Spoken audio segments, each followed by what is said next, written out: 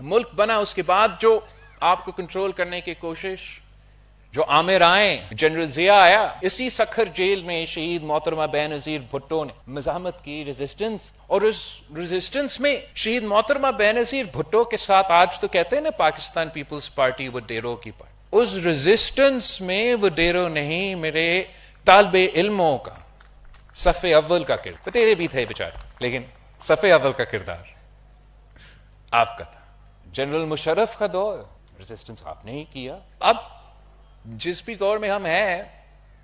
جو ہمارا digital space ہے وہ خطرہ میں آ چکا ہے، جو آپ کے ایک بنیادی حق ہے، جس میں میں سمجھتا ہوں کہ پاکستان کو اگر معاشی طور پہ ہم نے طاقتور بنانا ہے تو زراعت اگر ہمارا بیک بون کا حصہ ہے تو اس کے ساتھ ساتھ مستقبل کے معیشت میں ہمارا معیشت کا بیک بون کا حصہ یہ ٹیکنالوجی کا سیکٹر ہوگا، جس کا کی کمپوننٹ آپ کا ڈیجیٹل ٹیکنالوجی کی جو انفراسٹرکچر ہے وہ ہوگا۔